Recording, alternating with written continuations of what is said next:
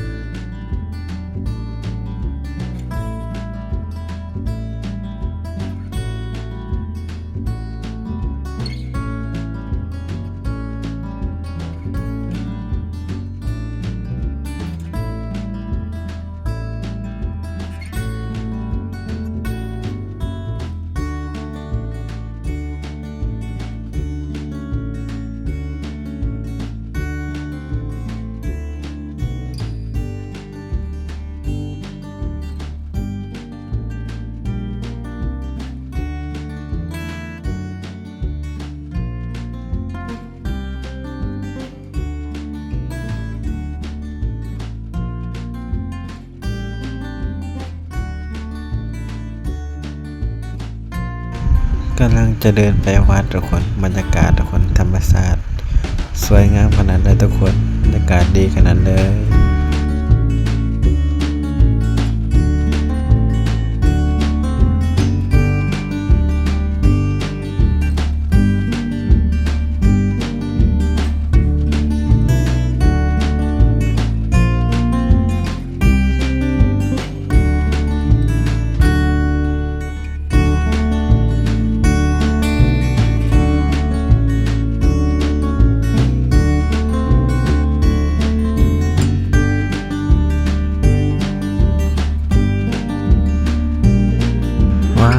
ต้นไม้ทุกคนใหญ่ขนาดเลยทุกคนทางไปวัดทุกคนบรรยากาศคนดีขนาดเลยทุกคนบรรยากาศธรรมชาติทุกคนสวยงามขนาดทุกคนโอ้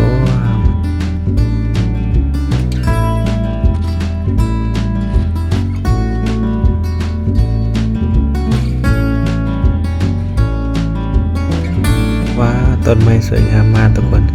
ฝากกดไลค์กดแชร์กดติดตามให้เป็นกำลังใจด้วยนะครับ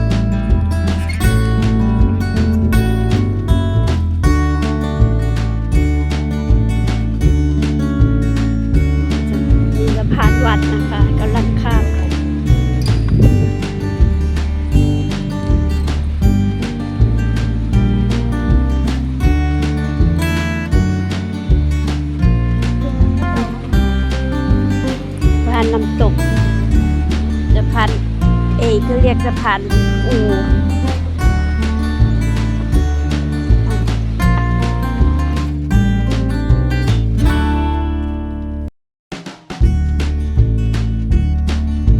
สะพานอูเด้อทุกคนที่ขาตกธรรมชาติคนลงไปลินน้ำตกเด้อ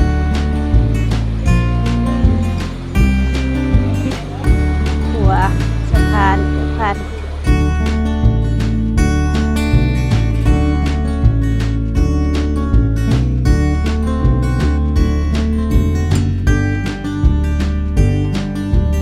มันปล่อยปลาธรรมชาติ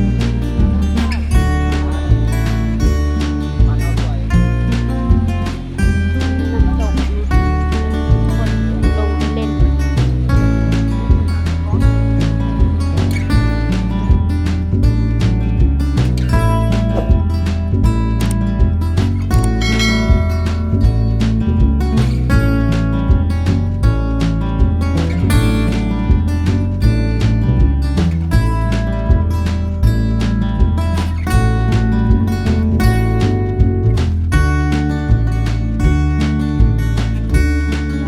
กำลังมาถึงวัดทุกคนวัดอยู่ที่จันทบุรีทุกคนช่วยงานวันอะไรทุกคน ก็เก็บได้เลยนะคะ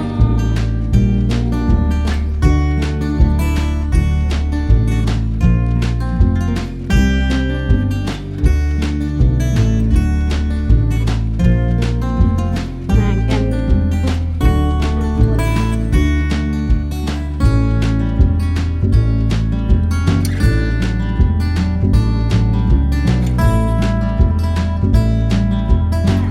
เที่ยว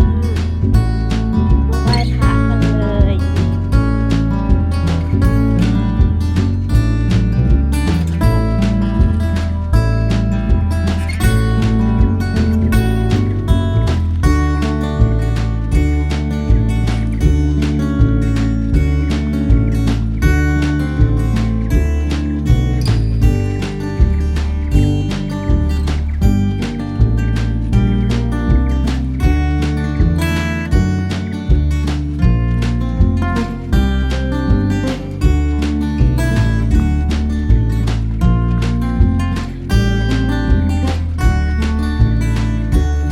อากาศดีมากทุกคนบรรยากาศ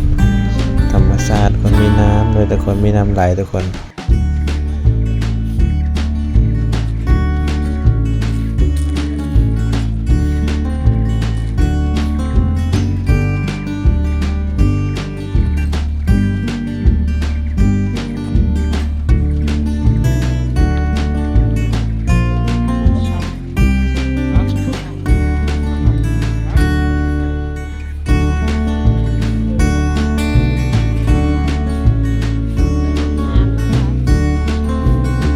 ว้าวทุกคนบรรยากาศทุกคนน้ำใสมากทุกคนน้ำเย็นขนาดเลยทุกคนบรรยากาศดีมากทุกคนสวยงามขนาดเลย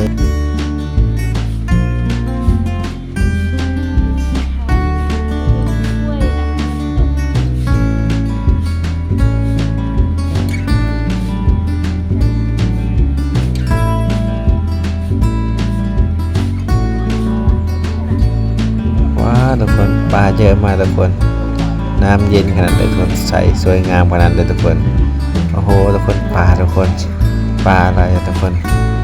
เยอะมากทุกคน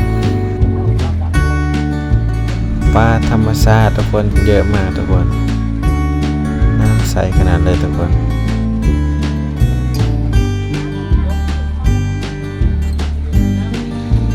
บ่มันเป็นตะลิน